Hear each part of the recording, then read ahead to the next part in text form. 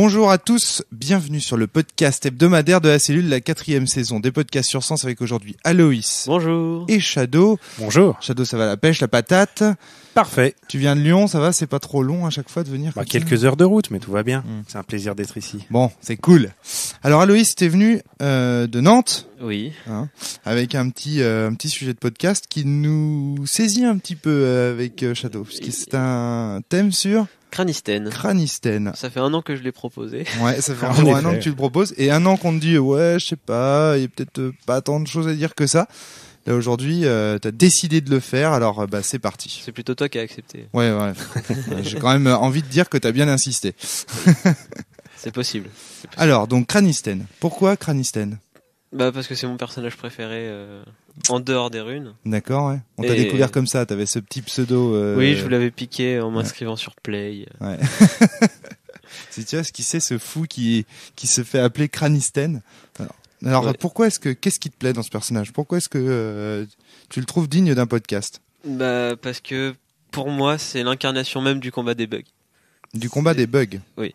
Sachant que, pour resituer pour nos éditeurs, Cranistène, c'est quand même un quadrilla. Le leader des quadrillas. Même le leader des quadrillas. Donc, théoriquement, le premier ennemi des bugs. Oui. L'adversaire, d'ailleurs, s'il s'appelle Cranistène, c'était vraiment parce que au tout début, parce que ça remonte à très très loin, et qu'au tout début, il me fallait un nom de méchant qui claque, genre, tu vois, il fallait qu'il y ait crâne dedans, Isten, je sais pas, ça faisait méchant, quoi. C'était pas une référence à Skeletor ou un truc comme si, ça, c'est un truc comme ça, ouais. Sûr. C'était pas une référence consciente, si tu veux, mais à mon avis, il y avait ce petit côté crâne et tout, machin truc. Donc à l'époque, c'était le méchant pour être méchant, quoi. Il avait pas non plus toute cette histoire développée sur laquelle tu vas revenir, j'imagine. L'histoire, je sais pas si je suis le mieux placé pour en parler. Alors, qu'est-ce qui t'a plu déjà dans ce personnage ? Puis on reviendra sur son histoire. Le fait qu'il joue dans le camp adverse pour, qui se fasse passer pour un méchant en fait, pour aider les bugs. Pour aider les bugs. C'est le sacrifice de Cranistène. L'abnégation totale, l'abnégation dont il a fait part, je trouve ça magnifique. Et c'est pour ça que pour moi c'est l'incarnation du sacrifice. D'accord, ok. Il représente une humanité qui est magnifique, mais il n'est pas humain au sens physique du terme. Il est plus humain dans le sens, cartésien, avec par la pensée je reconnais mon semblable. D'accord. Il pense comme un humain, il demande qu'à être humain. Ce qui est assez paradoxal, ouais, parce que c'est ça. C'est que lui, il se considère pas comme un être humain. Il se considère pas, mais c'est le paroxysme de l'humanité pour moi. D'accord. Il se sacrifie, il pense à l'autre avant de penser à lui, finalement. D'accord, ok. Il participe à la rune de vie parce que c'est un quadrilla de vie. Ouais. Il la défend, c'est vraiment son idéal, son absolu. Pour lui, il n'y a que ça. Il est prêt à tout donner, y compris tout ce qu'il aime, pour sauver la vie. D'accord, ça c'est intéressant parce que c'est une vision aussi du quadrilla potentiel que les joueurs pourront éventuellement devenir. Voilà. C'est-à-dire que tout l'enjeu des quadrillas à la table de Sens, c'est est-ce que, sachant que j'ai un quadrilla à côté de moi qui est mon ami, je vais avoir le courage d'aller éteindre les ordinateurs, sachant que la vie de mon ami quadrilla en dépend. Et en ce sens-là, Cranistène, lui, il a fait son choix. Oui. Il s'est dit, voilà, moi je suis inhumain. Je suis un monstre et donc je dois permettre aux humains de s'épanouir tout en sacrifiant ma propre vie. Et c'est ce choix-là qui te plaît en fait. Oui. D'accord. C'est ça c'est personnel, mais dans la plupart des jeux, j'ai souvent un rôle de soutien parce que faire des dégâts, ça m'intéresse pas. Je suis plutôt là pour aider les gens. J'ai une certaine tendance à être altruiste. D'accord. Même si j'ai des méthodes pas forcément très catholique en général. Judéo-chrétienne. Voilà. Et ça m'a vraiment plu dans le personnage. Oui. D'accord, ok. Et puis, pour continuer sur mon point dans le sacrifice, c'est un des c'est un des premiers personnages qui incarne la tragédie dans Sens pour moi. D'accord. Avec Finn Longfinger, Classis et Akina aussi fondamentalement, parce que chacun se donne à fond dans leur idéal, mais ils perdent tous tout à un moment. Et Graveur, non, quand même pas. Graveur aussi, mais Carver, il est un peu plus loin dans mes notes. D'accord, ok. Shadow, toi, tu disais que à ta table, les gens n'ont pas du tout de relation finalement avec Cranisten. C'est un méchant distant.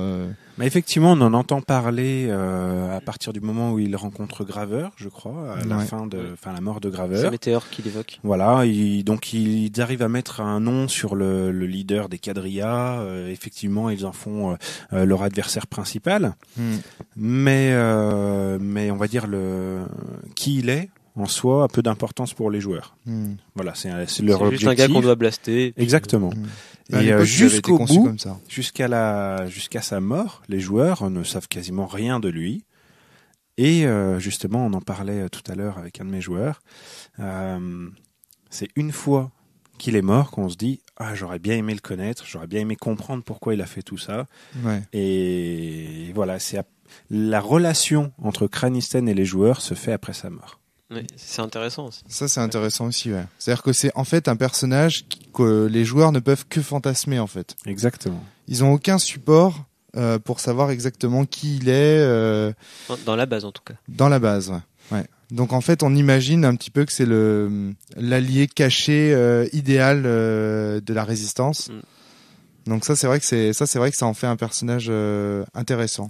Et d'ailleurs, je pose Shadow. la question pour les maîtres de jeu. Est-ce qu'il faut créer un background à Cranisten avant sa mort?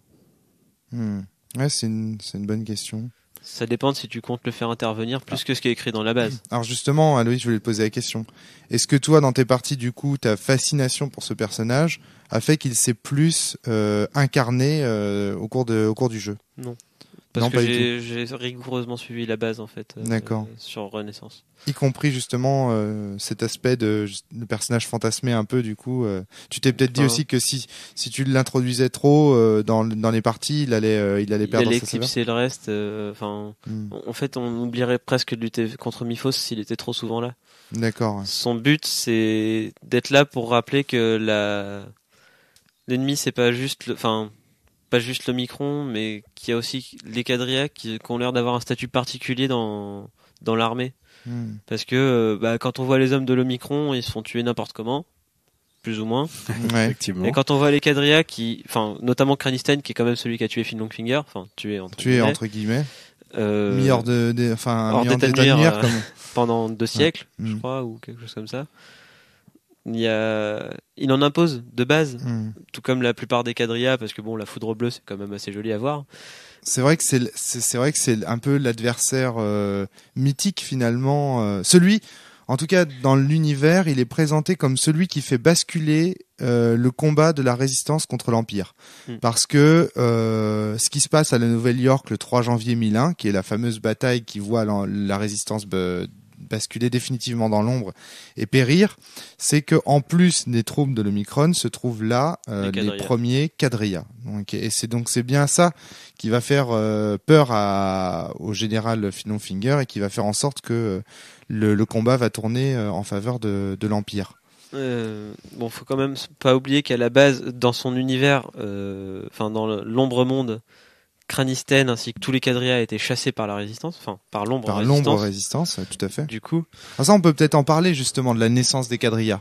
Oui. Rapidement, parce qu'on en a déjà fait tout un podcast qui était très long tu avais des choses à redire sur ce podcast? Non, pas spécialement. Parce que je sais que j'ai fait une erreur, j'ai confondu Meta Anima et Metatron à un moment donné. Mais non, mais effectivement, en fait, faut bien que les auditeurs sachent que pour moi, tout ça, c'est très loin. Sens Renaissance, pour moi, avec mes joueurs, c'était il y a 10 ans. Aujourd'hui, on fait les playtests de Néant. J'espère qu'il sortira cette année, au moins en fin de cette année. Moi, tout ça, c'est très très loin. Donc, c'est vrai que parfois, là, tu vois, par exemple, avant ce podcast, vous en êtes témoin, j'ai dû relire le livre pour me dire, ah oui, c'est vrai, il y avait tout ça derrière ce personnage, quoi. Donc, Cranisten est un quadrilla. Ah oui, c'est vrai, c'était un quadrilla. Comment je croyais que c'était une flaque d'eau. Ah non. Ça, c'est d'autres personnages. Cranisten, donc, naît à New York. À l'ombre New York. À l'ombre New York, exactement, le 14 décembre 996, exactement au même moment que les bugs. Donc, on peut imaginer qu'au moment où les bugs sont nés d'un côté à New York, de l'autre côté en miroir, dans l'ombre monde, d'ombres bugs qu'on appelle des quadrillas sont nés de leur côté. Et ces quadrillas naissent dans un monde qui est imparfait, c'est-à-dire l'ombre monde, le monde créé par les machines de Myphos Quadrilla, un monde imparfait qui va finalement laisser aux ombres bugs, donc aux quadrillas, la possibilité de vivre des choses extraordinaires et de façon presque inconsciente. Et donc, du coup, lorsque les quadrillas naissent, ils naissent avec des pouvoirs qui dépassent l'entendement. Nous autres, êtres humains, quand on a des contraintes. On a besoin de se nourrir, on a besoin de crier pour avoir des câlins, etc. Il y en a un qui le sait très bien. Il y en a un qui le sait très bien en ce moment. Et donc, notre ami Shadow, qui vient d'être papa, on le félicite d'ailleurs. Merci. Bravo. Et donc, du coup, nous, on a la contrainte physique qui s'impose. Les quadrillas ne naissent pas avec cette contrainte physique. Ils naissent sans contrainte. Et donc, ils vont devoir trouver d'autres formes de contraintes. Beaucoup d'entre eux meurent, périssent, tués manifestement par l'ombre résistance, et c'est bien normal. On imagine des boules de foudre qui sortent comment on appelle ça? Pas des materneries. Maternité. Des maternités, merci. Des materneries.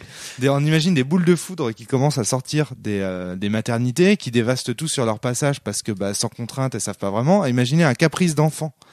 Mais l'enfant est capable, comme Jack dans Les Indestructibles, de foutre le feu à la cuisine, de dévaster, de détruire un être humain. Elle est très bien cette référence. Qu'est-ce que t'as contre cette référence? Rien du tout.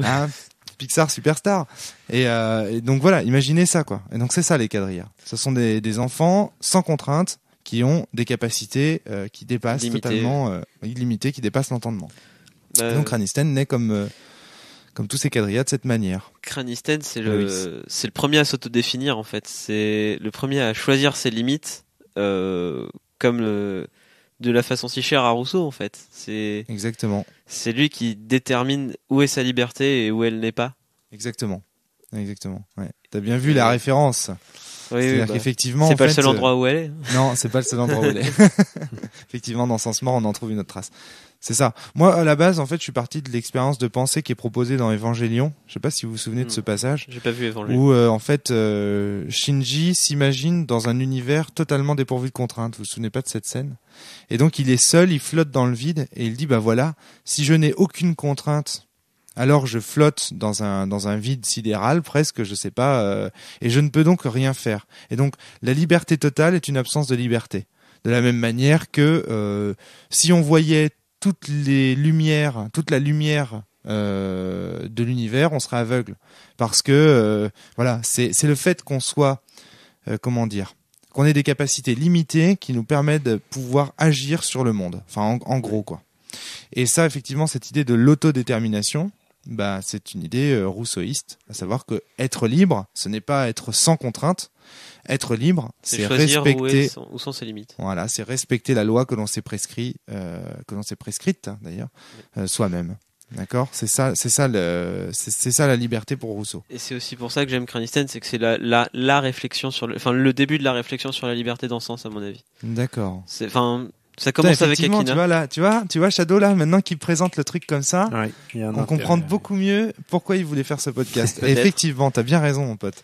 Il y a Akina aussi qui la lance parce que. Mais Akina, n'oublie pas, fait partie du kit d'initiation. Voilà, c'est un stade particulier. Voilà, c'est pour ça que Cranisten, pour moi, c'est vraiment le début. D'accord. Mais tant que les bugs ne connaissent pas l'histoire des quadrillas, ils en savent rien de tout ça. D'accord. Pour eux, les quadrillas, ils sont nés comme ça directement. Et le seul exemple qu'ils auront de quadrilla qui pourra leur en parler, c'est quelqu'un qui a un ancien bug, un ancien humain. Tout à fait.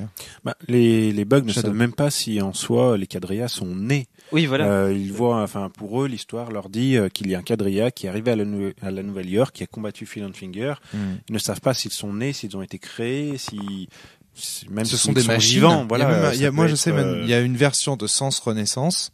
Dans laquelle donc c'est pas l'édition qui a été accessible au public, c'est pas les petits formats. Il y a des versions de Sens Renaissance qui ont tourné dans laquelle on peut lire que les quadrillas sont purement et simplement des machines. D'accord. Donc à l'époque, Oui. Cranisten, la première version de Sens, c'était Cranisten, c'était une machine. C'était le premier des Voilà. la première des machines ou... C'était une. Alors c'était pas la première des machines de Miphos, si tu veux. C'est D'accord. pas ça. Ce sont des êtres qui ont été créés mécaniquement par un ordinateur pour répondre à la naissance, au déséquilibre de la naissance des bugs. Ouais. Là, on se retrouve dans une version. D'ailleurs, ça m'a bien fait rigoler quand j'ai vu Matrix 3. Parce que, donc, Sens faut savoir que c'est antérieur à Matrix 3. J'ai bien rigolé parce que je me suis dit, tiens, c'est marrant, c'est l'idée que j'avais eue. Alors après, bon, bien sûr, je m'en suis complètement débarrassé de cette idée. C'est plus du tout le cas aujourd'hui. Mais à la base, voilà, c'était ça. Donc, tu vois un petit peu. Donc, c'est pour ça aussi qu'il y a cette quête chez Cranisten de l'humanité.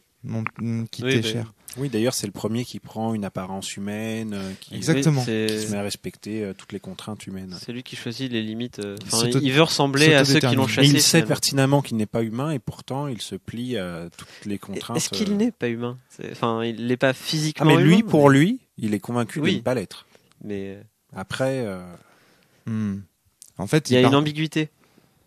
Enfin, je Ouais. trouve qu'il y a une ambiguïté quant Oui, à tout son à fait. humanité. il est persuadé de ne pas l'être et pourtant il se plie à toutes ces contraintes. Attention à ton micro, Shadow. Ouais. C'est qu'au fond de lui, Il essaie de l'être. espère, il Il espère dit être lui-même qu'il a obéi à Miphos justement parce que Miphos promettait de le rendre réel. Exactement. Mais c'est Il- ça. Il Mais n'aspire qu'à l'humanité. c'est ça qui est marrant, c'est que ouais, il aspire à l'humanité, mais carrément. Son idéal, c'est l'humain. Ça, il n'y a pas de souci. Et lui, il se juge inhumain. Mais au final, C'est Il la est- quête qui est plus importante. voilà, que c'est ça. C'est-à-dire qu'en fait, au final, en se jugeant inhumain, il exerce sur lui-même une telle pression morale qu'il en devient surhumain. En fait. Voilà, c'est ça. C'est un point qui était un peu plus loin, mais Ouais. Ouais. Ça, tu voulais l'aborder. bah oui, parce Et que ça te fait penser à quel personnage de la littérature? Moi, il y en a un qui me vient tout de suite en tête. C'est Ouais. Louis dans Entretien les avec un stats vampire. d'Entretien avec un vampire. Oui, bah C'est c'est un autre Louis. personnage que j'aime beaucoup. Oui, Eh oui, parce que c'est un personnage qui en fait est confronté exactement aux mêmes problématiques. Mm. Il change à tel point qu'il cesse d'être un être humain, mais perdant son Mais- statut d'être humain, il veut le garder. il veut le garder et donc il tient d'autant plus à son humanité et il exerce sur lui-même encore une fois des contraintes morales si excessives qu'il devient même plus humain que l'être humain. Et C'est une problématique problématique pas vraiment, mais que je retrouve aussi quand j'étudie les samouraïs, etc. C'est Alors- que pour moi, servir quelqu'un, servir l'humanité, c'est pas lui être inférieur en fait. Hmm. C'est justement la dépasser, c'est transcender. Alors ça, j'aimerais bien sa que tu nous condition. parles de ça, parce que c'est un truc quand même qui est important pour toi, Loïs, cette vision du samouraï. Moi, tu m'as vraiment appris des choses là-dessus. Si tu pouvais apprendre ces mêmes choses à nos auditeurs, ce serait super. Bah, Alors, quelle est la vision du samouraï, justement? La mienne, Alors, même ça- ta ça vision, n'engage que moi. c'est celle que tu m'as racontée le jour et qui m'a fait tant rêver. C'est que servir quelqu'un, c'est accepter son statut, c'est accepter de se faire rabaisser, c'est accepter sa condition d'être Un serviteur. un serviteur, voilà, parce que samouraï veut dire serviteur. D'accord. C'est être humble pour quelqu'un d'autre. C'est un altruisme qui a été parfois forcé, ils ont rarement choisi d'être tels qu'ils sont. Enfin, c'est une caste guerrière, c'est de père en fils, etc. D'accord. Voilà, c'est la condition de samouraï est absolument pas enviable. Mais et d'ailleurs ceux qui sont en dessous des samouraïs sont encore moins enviables. D'accord. Mais le samouraï, justement, en servant son maître, accède à une autre forme d'humanité. Enfin, Hmm. il Mais il c'est se pas une forme de déplace déresponsabilisation? de Parce que justement, n'étant plus lui-même qu'un outil au service de quelqu'un, il se déresponsabilise. Mais en choisissant et en acceptant d'être un outil, il va, en acceptant sa condition, pour moi, il s'élève, en fait. D'accord, ok. Et on voit souvent dans certains livres une citation qui est si un maître demande à un de ses samouraïs de massacrer un village entier, est-ce que le bon samouraï c'est celui qui obéit à son maître ou c'est celui qui sauve le village? Hmm.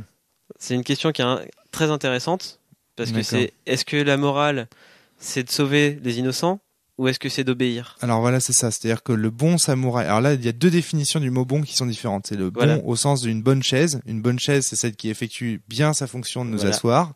Là, le bon samouraï massacre le village, en ce sens. Et puis il y a le bon au sens de la bonté, on va dire judéo-chrétienne presque. Ou, Voilà, c'est ça. c'est-à-dire, est-ce qu'il est La bonté préférable morale, quoi. Ouais, la bonté morale. Et dans le D'accord. livre, dans un livre qui s'appelle le Hagakure, qui caché parmi les feuilles si on traduit, où c'est un ancien samouraï qui est devenu moine qui explique le Bushido, parce que lui, il a perdu son maître, mais il a refusé de se suicider après. D'accord. C'est pour ça qu'il est devenu moine, si je me rappelle bien. Il explique que la condition de samouraï ne se définit que par une chose, c'est par l'abnégation totale. D'accord. C'est n'être que pour l'autre, que pour le maître. D'accord. Alors, et cette idée de la mort aussi, parce que on va faire le parallèle ensuite avec Cranisten. Oui, Et l'idée de la mort pour le samouraï, ça c'est très important parce que Cranisten c'est quelqu'un qui prétend défendre la vie justement. oui. Donc, alors, comment le samouraï conçoit la mort? Enfin, je peux pas. N'en Et sa étant vie. pas un, voilà. Ouais. Sa vie, enfin, tel qu'on le voit dans la plupart des œuvres, la vie d'un samouraï n'a pas d'importance aux yeux de son maître, quasiment. D'accord. C'est un outil encore une fois. Oui, c'est un outil On totalement peut casser un assumé. outil, tant pis, on le remplace. Quoi. Voilà. Bon, D'accord. ça coûte cher de le remplacer. Enfin, cher, voilà, parce que c'est quand même du temps Hmm. pour apprendre la voie du sabre. Le samouraï, c'est toute une étiquette. C'est les matins, il se lève dès l'aube pour se raser la tête, pour s'entretenir, etc. Ouais. Parce qu'il faut pas déshonorer son maître en étant imparfait. D'accord. C'est génial. C'est un truc de fou. Quoi. Vraiment, Ils vont pas. c'est à ils la font fois, pas- c'est à la fois totalement méprisable parce qu'il y a une totale perte de liberté. Et ça Voilà. serait pas du tout rousseauiste. Ah oui. Parce clairement que pas. justement, le samouraï accepte sciemment de se défaire de sa Il liberté. n'a pas trop le choix non plus, en fait. Or, Mais dans voilà. le contrat social de Jean-Jacques Rousseau, il est bien dit que ça, aucun homme ne peut le faire. C'est-à-dire, Enfin, sa liberté, il la ne perd devrait le que faire. devant un homme. Parce que la classe des samouraïs n'était pas la plus basse. En dessous, il y avait tous les marchands, il y avait les États, enfin, il y avait beaucoup de choses. Donc, sur les paysans, ils avaient quasiment le droit de vie et de mort, etc. Mais ils étaient toujours obligés d'obéir à quelqu'un qui leur était supérieur. On m'a aussi expliqué, Etc. on m'a aussi expliqué que le samouraï c'était celui finalement qui acceptait sa propre mort. Oui, c'est ça, c'est ce que je disais tout à l'heure par rapport au Hagakure. C'est D'accord, ok. l'abnégation, c'est C'est si il est pas prêt à mourir à tout moment pour son maître, il Putain, est pas il est pas pas un digne d'être un samouraï. samouraï. D'accord, ok. Alors justement, donc là on fait le rapport. Alors, ce petit intermède nous permet maintenant de revenir à Cranisten. Alors en quoi pour toi Cranisten c'est un samouraï? Parce qu'il accepte, enfin, il est prêt à tout pour Solipsis. Pour Solipsis et pour la rune de vie en fait. Moi je sais pas s'il vénère tant que ça Solipsis. Je me demande. Alors ok d'accord, il a cette vénération pour la rune de vie. Moi je pense que en fait c'est plutôt pour les humains, Oui, pour les mais terriens. Ouais. c'est parce que pour lui, l'humanité c'est l'incarnation de la rune de vie. Plutôt que D'accord. participant, il doit savoir que ça participe à toutes les runes, mais la rune de vie, à mon avis, a tendance à être la forte chez les humains. Beaucoup plus forte que chez n'importe quelle autre espèce Je sais pas, animale. Ça c'est intéressant, Peut-être pour c'est lui. vachement engagé comme propos parce que Bah. il y a beaucoup de gens par exemple notamment des écologistes qui vont aller dire qu'au contraire les humains sont nuisibles à la vie finalement. Alors c'est paradoxal. Mais- Ça dépend toujours des conceptions de la vie avec le grand V en fait. Hmm. C'est la force de vie, de volonté des humains est quand même assez impressionnante. Je connais pas, suffit de voir que le nombre qu'on est aujourd'hui, Ouais. c'est d'une part à cause de la reproduction, mais c'est aussi parce qu'il n'y a pas tant de morts que ça. Il n'y a pas assez de morts pour dépasser les vies, pour que ça décroisse, en fait.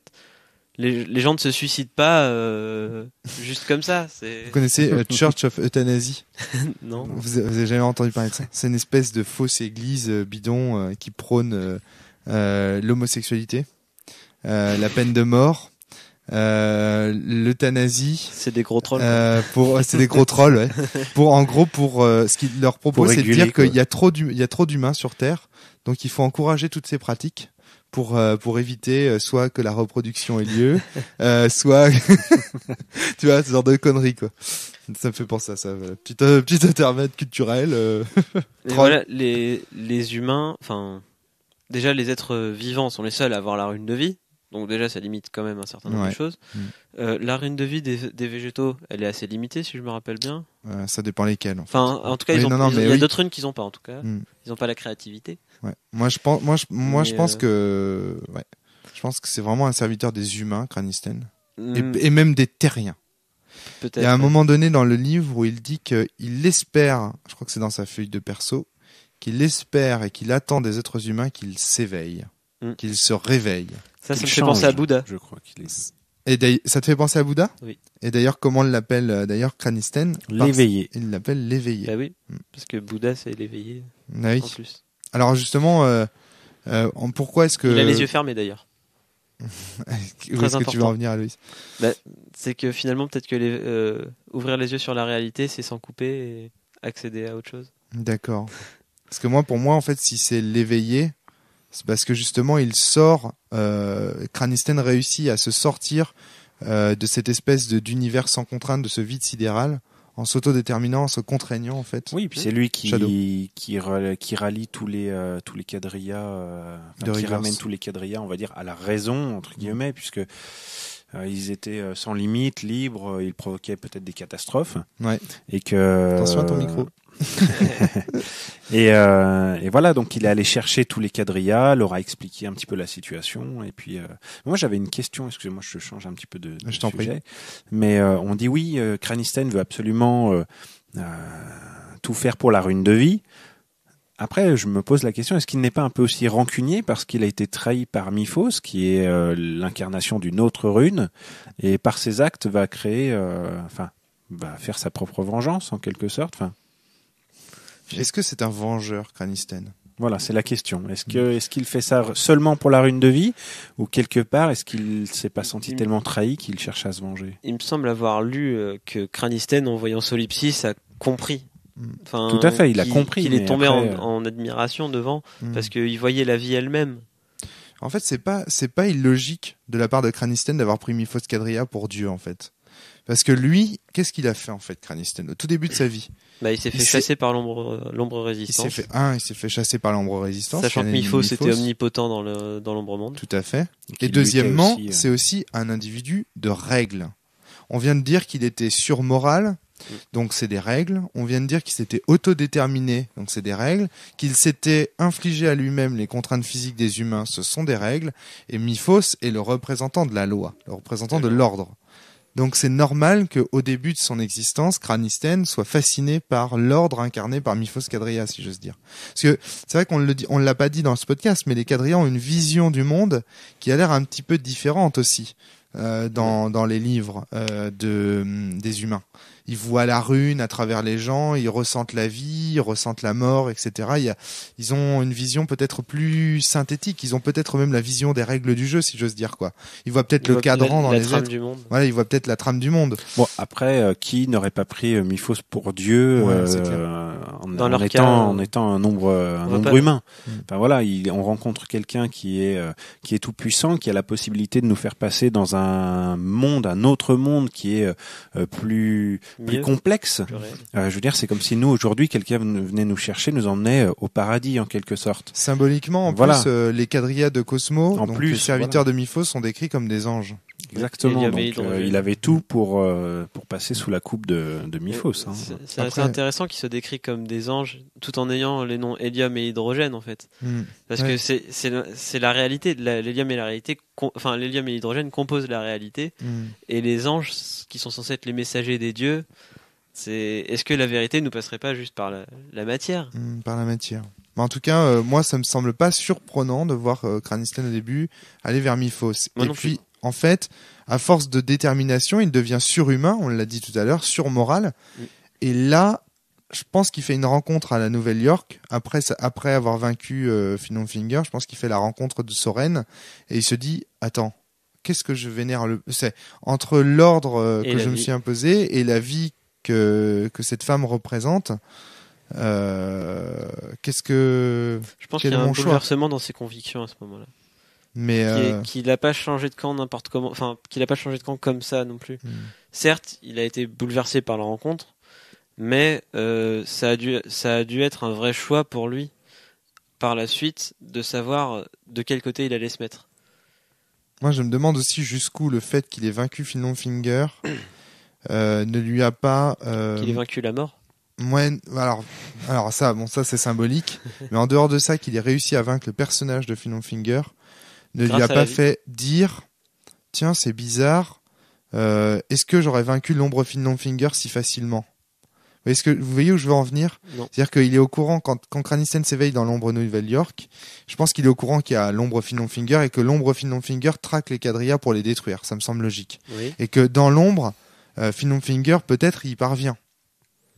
Alors que là, dans la réalité, il réussit à le vaincre. Est-ce qu'en fait, moi, ce que je me demande, c'est si Craniston, à un moment donné, ne s'est pas dit, mais en fait, là, je viens de vaincre une personne réelle. Tu vois, à ce moment-là, il prend conscience qu'il a terrassé quelqu'un de réel, alors que jusqu'à maintenant, il n'a finalement vaincu que des ombres. Et donc, du coup, est-ce que ça lui crée pas le traumatisme du premier meurtre, finalement, le moment où il passe à l'acte, il se dit putain, là, je viens de massacrer quelqu'un, vraiment. Il avait probablement tué d'autres gens dans cette réalité, mais peut-être qu'il la considère encore comme Bah, une je autre. crois non, c'est pas, la parce première fois où on voit les quadrilles à la Nouvelle-York. Oui, Alors, mais pendant la bataille, il a peut-être tué Alors, d'autres pendant gens. la bataille, il est bien décrit dans le livre qu'ils ne servent que de défenseurs. Ah oui.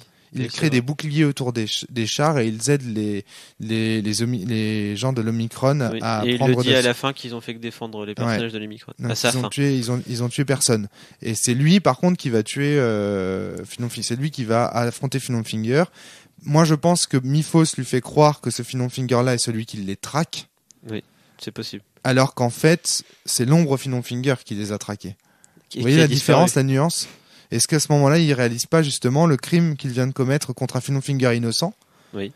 Alors que c'est l'ombre Finnonfinger qui est coupable de toutes les sévices. Enfin, tu vois, il y a cette idée-là aussi, quoi. C'est à ce moment-là qu'il doit réfléchir à la différence entre les deux mondes. Parce que moi j'ai du mal à Enfin, croire que, enfin je trouve pas ça cohérent que le personnage de Craniston se retrouve face à Solipsis et se dise ah oui mon dieu Non, machin non, truc. oui. Je pense qu'il s'est passé autre chose, c'est oui, pas il y a, si simple. enfin, il y a un choc à mon avis. Ouais. Et Il y a- c'est peut-être ce moment-là. Ouais. C'est vrai que j'avais pas pensé, pas trop pensé. C'est en ça fait. aussi la tromperie Parce que dont vu tu qu'il- parles Shadow. Vu que Finnonfinger est pas mort, mais il y a quand même eu le choc en fait pour Craniston. C'est vrai que ça se tient si vraiment c'est la première personne qui tue parce que il s'est quand même fait pourchasser. Il y a ses frères qui sont morts pendant des années à cause de la résistance. Et là, il tue le chef présumé de l'ombre résistance Ouais. qui croyait être à l'origine des morts de son peuple. Voilà c'est ça exactement. Donc, C'est là qu'il se fait tromper si tu veux mon avis Shadow. Et c'est là qu'il prend conscience que Miphos est un menteur, que c'est un dieu de pacotille qui cherche à les manipuler. À mon avis. Hein. Enfin, moi, en tout cas, c'est comme ça que j'aurais interprété si j'avais. Parce que attention, voilà, encore une fois, moi, c'est ce Craniston là, je ne le connais qu'en tant qu'auteur du livre, et je ne le connais pas en tant que maître de jeu. Mais je pense qu'en tant que maître de jeu, si le personnage du livre ne m'aurait pas convenu, j'aurais été obligé d'inventer c'est autre vrai qu'il chose est un à peu côté. creux comme ça au final, Ouais. je crois. Mais par contre, tu résumes bien le fait que, ça je l'avais pas vu, qu'il présente déjà à l'esprit du joueur qui l'affronte le futur choix que son ami Quadrilla devra faire. Parce que est-ce que tu vas te sacrifier pour aider les bugs à progresser jusqu'à la destruction des ordinateurs, ou est-ce que comme Graveur, alors Graveur il est un peu ambigu, hein, Ouais. on lui a consacré un podcast et vraiment il est vraiment spécial. Mais où est-ce que comme Graveur, tu vas au contraire te battre pour que ta réalité existe, sachant que Craniston est convaincu qu'il n'est pas réel. Donc, Et d'ailleurs, Shadow. en parlant de ça, ma table n'a pas compris le choix de Craniston en soi. Ils se sont dit, bon, ok, après tout ce qu'il a fait, il a décidé d'aider la résistance, jusque-là, pas de souci. Mais de là à aller jusqu'à l'anéantissement, ma table est restée un petit peu moi, surprise de ce choix, quoi, de se dire mais pourquoi il s'est pas rallié à nous, pourquoi à ce moment-là il nous avait entraînés, pourquoi ils se sont pas dit ok stop, on arrête. En fait, on est avec vous, maintenant on va tous ensemble alors moi je pense continuer. que Et eux ils ont du mal à le sacrifice de Craniston est total parce que déjà je pense qu'il se punit lui-même. Il Oui, effectivement, par rapport à Il tout ce que les s'autoflagelle. mais les quadrillas ont Il a commis des déf- abominations Attends. dans l'ombre monde petit. Ils ont commis des abominations dans l'ombre monde, mais ça encore, je pense que c'est pas très grave pour Craniston, parce que Craniston prend conscience après que de toute façon l'ombre monde c'est qu'un monde virtuel, d'où il vient malheureusement, mais en tout cas je pense que ça il s'en fout. Non, je pense que les véritables crimes, et là où il prend vraiment conscience du problème, c'est quand il défend les tanks de l'Omicron le 3 janvier 1001 et qu'il voit des gens se faire massacrer. Par sa faute en partie. Par sa faute en partie. Moi, je pense que c'est là qu'il y a le traumatisme de Craniston qui fait qu'il sait à ce moment-là qu'il doit mourir pour ces gens qui viennent de massacrer, comme pour rééquilibrer l'équation Il déséquilibrée. explique ses crimes. Oui, mais Ouais. que Craniston décide de le faire. Ok, mais pourquoi tous les quadrillas disparaissent alors? Alors, Shadow, Pourquoi il faut savoir suivre qu'il n'y a pas tant de quadrillas que ça. Non, il y en a pas tant que ça, Comptez- mais il est comptons-les. dit que tous les quadrillas ont disparu. Ouais, bon, ça, c'est vrai que tu peux très bien Alors t'en voilà passer. pourquoi les quadrillas ont décidé. Enfin, moi j'ai suivi donc la base Et voilà, pour moi, les quadrillas se sont tous sacrifiés en même temps que Cranisten. Et quand on lit d'ailleurs le texte de Météor, il est dit que c'est le dernier quadrilla. Bon, ça, je pense que, alors, donc, le premier, pourquoi j'ai fait ce choix, c'est un choix esthétique, de me dire que c'est bien que les joueurs et Météor, les joueurs qui jouent des quadrillas et Météor soient les derniers quadrillas de leur espèce pour que toute la responsabilité porte sur eux. Oui, tout à fait. Et Il y a qu'il y ait un pas de vrai retour. intérêt. C'est Mais pas après, que la esthétique. compréhension de... Ouais, c'est pas que, oui, C'est pardon. éthique, Oui, plutôt, c'est, oui, pardon. C'est pas un choix esthétique, oui, excuse-moi. C'est un choix, de game design. Ça permet aux joueurs de prendre vraiment l'ampleur et la responsabilité de leurs futurs actes. Ça, je pense, c'est vraiment important. Et puis, le deuxième point, c'est que, s'il y avait des quadrillas qui restaient sur Terre, ça ferait des PNJ à aller voir sur la Terre. Et qui auraient une expérience de l'Omicron, qui serait peut-être trop grande, et qui ferait des spoils, en fait, sur la suite. Ils pourraient révéler des choses que les joueurs ne doivent pas savoir s'ils veulent s'en prendre plein la gueule et apprendre les secrets dans l'ordre escompté. Et justement, là, on parle que de l'aspect MJ. Et moi, en maîtrisant Sens, je comprends ce sacrifice, je vois, Tu vois l'intérêt, etc. Le rôle c'est un rôle littéraire. Si Voilà, je veux dire, tout à fait. C'est que c'est pour éviter aux lecteurs d'en savoir trop à ce moment-là. Mais mes joueurs, bon, ils ont accepté le sacrifice, etc. Quelque part au fond d'eux, ils ont dit, bon, d'accord, ok, ils se sont sacrifiés. Mais c'était un petit peu trop pour eux. Voilà, ils se sont dit... C'est too much, quoi. Merde, ouais, pour une fois, on pourrait. Exactement. Moi, je crois qu'il faut. Est-ce qu'il y a une raison, enfin, à part l'éthique? L'Omicron à Berlin et Paris est super fort, hein, super costaud. Ils se font massacrer. Enfin, ils ont aucune chance. Faut pas oublier non plus que les quadrillas de Rebirth, c'est pas spécialement des combattants. Moi, je pense qu'au moment où Cranisten débarque devant Finnungfinger, il est déjà blessé, pour commencer. Moi, j'ai toujours Cranisten ou Finnungfinger? Non, quand Cranisten essaye se barre la route à Finnungfinger, en gros, quand Cranisten se suicide contre Finnungfinger, quand Cranisten arrive, pour moi, il est blessé, en fait. Et il vient de perdre tous ses potes. Tout le monde est mort, quoi. D'accord, alors que moi, je ne l'ai pas joué comme ça, parce que c'est vrai que c'est pas spécialement précisé dans la base, je ne crois pas. Je me trompe c'est pas peut-être. précisé. Mais c'est vrai que moi, j'ai fait que les bugs arrivent, tout est déjà prêt pour leur rentrer dans Berlin. Ouais. Donc, le combat final, c'est les bugs contre les quadrillas. En fait, non. Et ils s'affrontent tous, Ouais. et au final, tous les quadrillas meurent sous les assauts des bugs en se sacrifiant. Ah oui, d'accord. Mais voilà, et donc ça crée une sorte de... Ah ouais, non, moi j'ai pas fait ça comme de ça. grande disparition des ça, c'est ma quadrillas faute, sous les yeux des bugs. Alors je l'ai peut-être pas bien expliqué. Moi, ma vision du truc, c'est que quand les bugs arrivent, les quadrillas sont aux prises avec l'Omicron.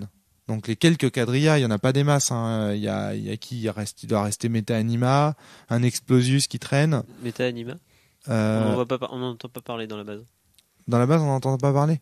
C'est on la entend sœur parler de Metatron. Metatron. Oui, mais Sœur de voilà, à part Metatron. ça, qui Voilà. a disparu en Qui est jouant avec des disparu petites en voitures. jouant avec des voitures. Il y a deux trois quadrillas, donc bon. Ah oui, c'est étrange parce que justement... Et donc logiquement, il y a pas tant de quadrillas que ça. Et quand les bugs arrivent, Berlin et Paris viennent de subir l'assaut des quadrillas, mais ils sont quasiment tous morts dans l'assaut. Ah ouais. Et pour moi, il reste que plus qu'un Carnisten blessé et qui demande qu'à être achevé, quoi. Alors après, est-ce que c'est gênant c'est pour ça qu'il parce va que contre Finnungfinger, justement. moi, cette scène-là, il y a, je sais pas, 30, 40 quadrillas contre autant de bugs. D'accord. Enfin, pour moi, c'est vraiment un assaut final. Je voulais que ce soit une scène épique, que ce soit grandiose. Mais pourquoi Ça a pas été un combat. Pourquoi pas Voilà, les bugs étaient à deux doigts de la défaite, et Mm. puis ils sont remontés, etc. Enfin, Et c'était vraiment épique. Et puis le dernier assaut des bugs a causé la disparition des quadrillas. On apprend que c'est un sacrifice volontaire Ouais. pour que les bugs se surpassent, deviennent plus forts. Donc c'est l'idée, hein, en tout cas, qu'ils avaient. Ouais. Et, Alors, moi, et voilà. Et du coup, mes joueurs ont dit si mais- vraiment tu trouves ça trop téléphoné, tu peux très bien dire moi j'ai faire un adoré. truc. En tant que maître du jeu, j'ai trouvé que c'était une scène extraordinaire. J'ai adoré la faire jouer. Mais Les joueurs après m'ont dit ouais, c'est mais très simple, hein. pourquoi ils sont tous sacrifiés Ben, quand même? Ils auraient il pu suffit nous juste aider. de les présenter comme des éléments dangereux. C'est-à-dire qu'en fait, t'as juste à dire que s'ils se sont sacrifiés, c'est parce qu'à tout moment, Miphos a des instruments en fait qui lui permet éventuellement de les retourner contre les bugs. Et ça, les quadrillas en sont persuadés d'ailleurs. Ils sont persuadés d'être des machines de Miphos, tous. Les quadrillas de Cosmo comme les quadrillas de Rebirth. Et donc, les quadrillas de Rebirth, à ce moment-là, se sacrifient en se disant peut-être que Miphos a un moyen de nous soumettre et peut-être qu'un jour nous serons obligés contre notre volonté d'affronter les bugs. Et ça, nous ne le voulons pas, donc nous préférons mourir. Est-ce que c'est la respiration? Je ne sais pas. J'essaye. Non. La respiration, c'est vraiment autre chose. Mais Et on c'est en quelque sort chose quand, qui fait On en saura plus dans Sens Cosmo. On ne saura pas encore dans Sens Néant ce qu'est la respiration. Dans Sens Cosmo, tout sera révélé. Ce que je peux dire, c'est Tout que sera la remis dans respiration est considérée comme un crime contre l'humanité et contre la vie par Cranisten, et que la respiration est une des raisons tacites, cachées un peu dans Sens Renaissance, mais un petit peu, du retournement des quadrillas contre Miphos Quadrilla. Et donc voilà, on apprendra dans Sens Cosmo pourquoi et comment tout ça, toute cette scène s'est jouée. Mais bon, voilà, je suis désolé si tes joueurs ont trouvé ça un petit peu téléphoné. Non, mais ils l'ont accepté, hein, c'était pas le problème. Ils ont joué, etc. Ils se sont juste dit, en fait, c'est plus ça. C'est dommage que Cranisten et tous les quadrillas, aient disparu parce qu'effectivement, on avait peut-être plein de questions à leur poser. On aurait aimé. Voilà, c'est peut-être ça aussi. Hein. Après, je sais plus qui est-ce qui a demandé au cours d'une question posée au podcast, est-ce que Cranisten peut survivre? La réponse est oui. Oui, selon toi? Ouais. C'était oui à ce moment-là. C'était oui la réponse. Hein. Ouais. Donc, il y a quelqu'un qui disait qu'il voyait très bien tonton Cranisten, mais... Ouais, mais moi maintenant que tu m'en as parlé, Aloïs, de cette manière-là, avec cette histoire de sacrifice et tout... Je suis en train de me dire que si ça se trouve, c'est une très mauvaise idée de les faire survivre. Et puis c'est tellement plus intéressant d'avoir J'essaierais bien de les garder en quadrilla de mort un jour. Mais... D'avoir Météor et notre quadrilla de vie, juste eux deux. C'est tellement plus intéressant que de garder d'autres quadrillas. Effectivement, je trouve que ça rajoute des problématiques, puisque ce quadrilla de vie tout frais, tout neuf, il a besoin d'un menteur aussi, et puis il en reste plus qu'un. Et je trouve ça intéressant aussi. Moi j'aime bien, ouais. Moi j'aime bien les deux derniers, quoi. De toute façon, voilà, j'aime bien laisser les joueurs avec de la responsabilité et de se dire voilà, on est les derniers, c'est sympa, quoi. Enfin, je trouve. Est-ce que tu avais d'autres choses à aborder? J'ai encore d'autres points. J'ai écrit que Cranisten est fédérateur, c'est le leader des quadrillas avec Métatron, Graveur. On en a parlé, effectivement, c'est lui qui les rassemble. Il a un lien très fort avec Météor, bon ça tout le monde le sait, mais pour moi, donc là c'est par rapport à Graveur. Ouais, alors là il y a plein de choses. Pour moi, il va beaucoup plus loin que Graveur peut-être dans le théâtre, mais peut-être qu'il est vraiment, qu'il ressent vraiment ce qu'il prétend ressentir. Enfin, il a la possibilité de choisir ses contraintes. Ouais. Il peut donc choisir de ressentir des sentiments, alors que Graveur est persuadé qu'il ne peut pas. Et donc il les crée. Donc il y a un paradoxe chez Graveur qui pour moi n'existe pas chez Cranisten. D'accord. Il est dans sa quête de l'humanité, il finit par ressentir des choses pour Solipsiste, la dévotion, l'amour de la vie, etc. C'est clair. Il a vraiment quelque chose de fort pour Météor. Qui dépasse on va éviter les allusions au Crypto-Gay de Senseiya, etc. Mais mais peut-être peut-être sûrement même c'est pas de l'amour, mais c'est au moins une amitié très forte, ou un amour platonique limite. Moi je pense que de toute façon la problématique du sexe chez les quadrillas est très limitée parce que étant sans contrainte ils ne sont pas sexués, donc oui moi je serais assez d'avis de dire que Météor et Cranisten s'aiment en fait. Voilà. C'est un choix du. Surtout que Météor, du maître de jeu. Oui, tout à fait. Voilà. Moi, je pense qu'on peut l'interpréter comme ça. Il y a des fois où, voilà, pourquoi est-ce que Cranisten souhaite que Météor soit le seul à survivre? Pour guider les bugs. Pour guider les bugs. Il a la mission pour que Météor reste en vie. Non, mais parce que c'est peut-être l'un des premiers qu'il a retrouvé et ensemble ils ont rallié les quadrillas. Enfin, ça peut être. Mais plein d'autres. Non, vous préférez qu'ils soient ensemble. Non, c'est pas ça. mais c'est pas ça. Mais il y a d'autres raisons en fait. Moi, je pensais que Météor.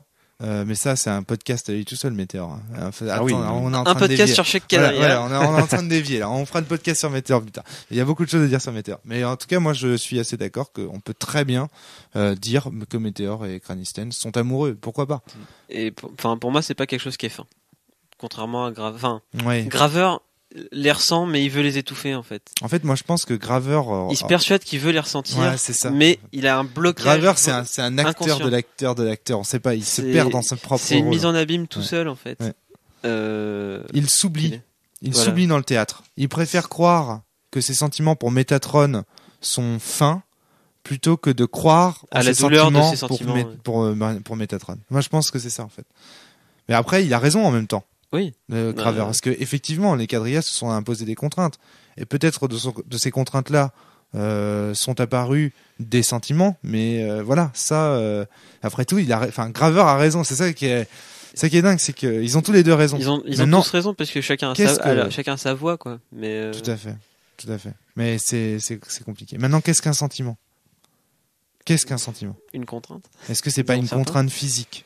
Est-ce que le sentiment, c'est vraiment quelque chose qui est au-delà de la contrainte physique? Qu'est-ce que tu dis? Ouais, toi, tu Je ne le dirai pas au micro. Si, vas-y. Pas de spoiler. Donc voilà, c'est ça la question. C'est une contrainte qui permet de se dépasser. Enfin, ouais. C'est compliqué de savoir jusqu'où. Ça, c'est la question de l'intelligence artificielle. C'est la question de Les l'intelligence robots artificielle, du sentiment artificiel. ça me fait penser à Mass Effect maintenant. Cette machine a-t-elle une âme? C'est La question qui a été posée à la création des Geth, qui sont des êtres synthétiques. ça. Cette C'est unité a-t-elle une exactement âme? ça. C'est-à-dire à partir de quand ces êtres qui se sont autodéterminés, qui a priori sont des êtres synthétiques, des ombres êtres, des ombres entités, à partir de quand est-ce qu'on peut dire, ou au contraire, à partir de quand est-ce qu'on peut ne pas dire qu'ils ont des sentiments? Après tout, est-ce que nous-mêmes, en tant qu'êtres humains, est-ce que vous tous autour de cette table, vous pouvez pas dire que tous vos sentiments sont fins? C'est-à-dire que vous faites semblant. Ouais. C'est jusqu'où est-ce qu'on c'est pas évident en fait. Par exemple, l'autre jour avec Fabien, on enregistrait un podcast sur la sexualité et les jeux de rôle. Tu l'as écouté ce podcast, Shadow? J'avoue que non. Je te le conseille, il est génial. Et Mais Fabien, il est récent, non? il est récent, oui, enfin maintenant Ouais, il y a 1 ou 2 mois. il est assez, ouais, il y a pas mal de temps maintenant. Enfin, par rapport à quand on enregistre le podcast. Il commence à dater. Mais même parce qu'il avait été encore enregistré avant. C'est Alex. vrai. Et si tu veux, il fait une distinction très intéressante entre la nature d'un individu, c'est-à-dire son sexe. C'est-à-dire toi, par exemple, t'es un homme. Toi, Jusque Loïs, là, c'est tout un va homme. bien. Et son- Moi aussi, un homme. Et ses sentiments. Et son genre, Son genre sentimental. Ouais. qui est en fait, en gros, la construction mentale que tu crées autour de ce que doit, dans la société, être un homme. Ainsi, tu peux avoir des hommes qui sont de genre masculin, c'est-à-dire des hommes qui acceptent leur statut d'homme sociologiquement, et tu peux avoir des hommes au sens naturel, avec les testicules et tout ce qui va avec, naturel, des hommes naturels, qui acceptent le genre féminin. C'est ce qu'on appelle, en fait, c'est toute la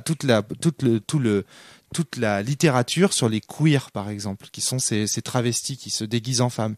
Ce sont des hommes qui sont des hommes, donc naturellement des hommes, du point de vue biologique, ce sont des hommes, mais ils ont le genre féminin. Et ils disent avoir le genre féminin. Et là, je vous pose la question aussi à vous par rapport à Cranisten.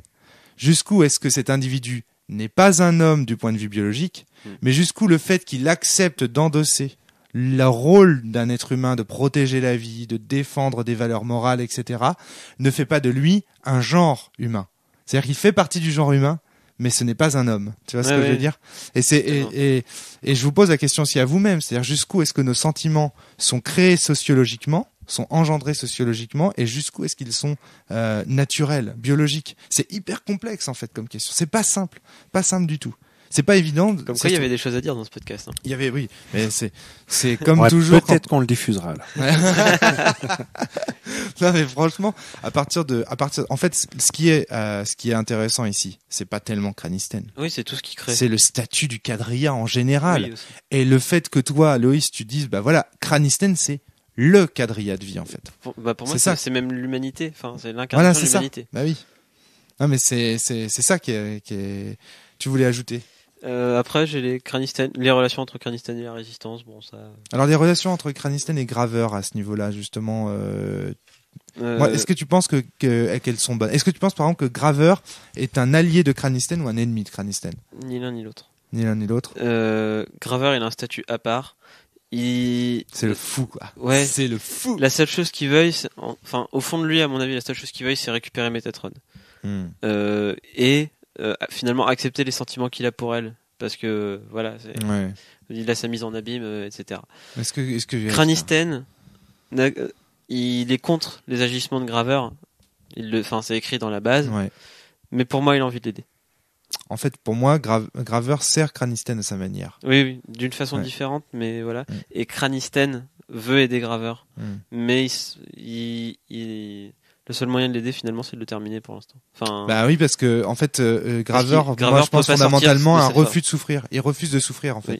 Alors que c'est bien précisé sur la fiche de Cranisten que justement, il faut accepter la douleur. il faut accepter la douleur. Et je pense qu'il y a un parallèle assez intéressant à lire, enfin à faire quand on lit d'un côté la fiche de personnage de Graveur et de l'autre celle de Cranisten. Peut-être. Mais C'est qu'ils sont en opposition en fait sur ce Total, point-là. oui.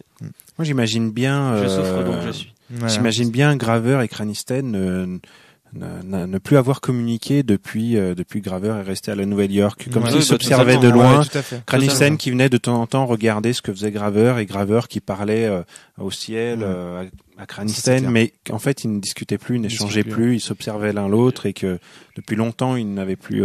Je sais plus si Graveur, il y a pas un mot pour Cranisten au moment où il meurt. Oui, tout à fait. Si, oui. il dit Cranisten, Métatron n'ai-je pas été merveilleux. Mais moi je pense qu'il vraiment il a cette idée qu'il sert Cranisten quelque part. Et puis il y a aussi autre chose, c'est que malgré tout avec ces histoires de tornades, notre ami Graveur, il cherche à faire en sorte que les quadrillas Qu'il les deviennent demande. réels. Oui, oui. Donc malgré tout, il continue un petit peu le rêve Il continue le de rêve qu'ils ont Cranisten. construit quand ils étaient quand ils au début. étaient tous les quatre. Non mais vraiment, c'est vrai qu'il y a beaucoup de choses à dire finalement sur les. Et puis, c'est Mais tout ça est caché en fait. Ça qui est intéressant, c'est que là on Oui. dit ça pour les maîtres de jeu, Parce qu'il y a mais beaucoup tout de ça est choses à caché aux dire, joueurs en fait. mais un joueur, il le sait rien pour Cranisten, l'instant. il ne voit rien. Même, Non. même, enfin, même Non mais la pour plupart des l'instant, MJ, mais enfin, imaginez par exemple que plus tard dans Sens Mort, ils seront confrontés toutes les demi-heures, ils seront confrontés à Météor. Et Météor, lui, sait tout ça. Parce que Météor, justement, c'est un fin connaisseur de l'âme humaine, de l'âme du genre humain. Et donc, lui, il sait tout ça. Donc, c'est intéressant quand même pour les MJ de savoir ce qui se passe un petit peu derrière les joueurs à ce moment-là dans Sens Connaissance, de façon à ce que dans Sens Mort, Météor puisse raconter justement. Et c'est ça, Parce que- c'est ce qu'on disait au début, c'est que la relation avec Cranisten, elle est quasi elle nulle. se crée à sa mort. Ouais. Et elle va grandissante après dans Sens Mort, etc. Les C'est- personnages c'est vont dingue, se ça. lier à Et- lui alors mais je pense qu'il qu'il y a n'est plus pas- là. Quoi. Je pense Il qu'il n'y a n'est pas plus grand là. monde qui a pensé qui s'est intéressé à Cranisten, je sais pas. Non. Non, Non. pour l'instant, les Pourtant, joueurs non, ne non. s'y Il crée attachent beaucoup pas. de choses, mais Non, mais en fait, maintenant que j'y c'est qu'on pense, le connaît celui pas qui assez. s'est le plus intéressé à Cranisten dans ma table de, c'est comment il s'appelle, Thomas Fournier, le joueur de Marius, qui évidemment. s'est énormément intéressé à Cranisten parce qu'en Et au fait, quadrilla son en personnage est une copie du personnage de Cranisten. Donc, c'est à mon avis, c'est le podcasteur manquant là finalement. Ouais, bah, Lui, tu il aurait bien- le voulais absolument pour ce podcast. Tu me Bah, l'avais dit l'an pour dernier. tous les mais- podcasts sur les quadrillas, j'aurais voulu Thomas. Le problème, c'est qu'on a eu l'occasion de l'entendre au cours du podcast Solipsis versus Mythos. C'est que Tom et le micro, c'est une histoire d'inimitié. C'est terrible. Et puis bah, la dernière chose qui me restait, la dernière note, celle que je comprends pas, c'est la relation à Sens et à l'aiguilleur et au sentiment sous le masque en fait. Alors ça, Et par rapport à par rapport à l'ultime sentiment dans le sacrifice. selon moi, Cranisten vis-à-vis de Sens n'a aucune relation en fait. Oui, mais C'est vraiment le une méchant de ressemblance. Sens Renaissance à ce niveau-là. Il est bien, il est pas du tout au courant de l'énorme complot qui se joue autour des joueurs à ce moment-là. Il est, lui, il est dans le, en fait, Cranisten, c'est un personnage qui est dans l'histoire entre la réalité, l'ombre monde, Mythos Quadrilla et Solipsis. C'est-à-dire Ouais. que c'est le Renaissance, quoi. Le personnage de Sens Renaissance. Et à ce niveau-là, c'est un peu comme Gladius, si tu veux. oui. Parler de Gladius, de parler de Sens à Gladius, c'est totalement hors propos. Improbable. Enfin, c'est totalement improbable. Mais là, c'était une espèce de ressemblance, je crois que j'avais pensé. On a encore les pieds sur terre Au dans masque, Sens Renaissance. Oui. Et Moi, elle est c'est bien ça restée qu'il sur faut ma dire. chaise pour l'instant, mais.